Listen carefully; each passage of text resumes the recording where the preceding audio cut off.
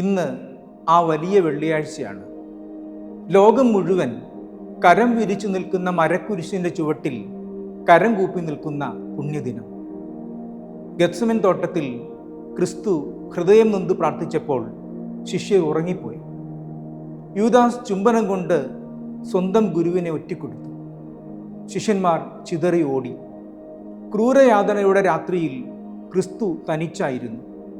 പല സംഘങ്ങളുടെ വിചാരണ, പരിഹാസം, മുൾമുടി, ചാട്ടവാറടി, മുഖത്തു തുപ്പൽ, കുരിശിൻ്റെ ഭാരം.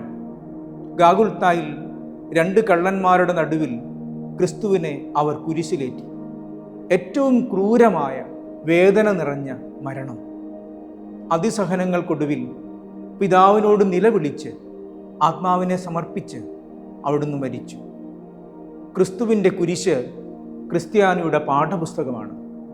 സഹനങ്ങളുടെ ഇരുണ്ട നേരങ്ങളിൽ എന്തുകൊണ്ട് എന്ന് ചോദ്യം ചോദിക്കാതെ എങ്ങനെ എന്ന് ഉദാഹരണ സഹിതം കാട്ടിത്തരുന്ന പാഠപുസ്തകം. ഈ പാഠങ്ങൾ ഹൃദ്യസ്ഥമാക്കാൻ നമുക്ക് സാധിക്കട്ടെ.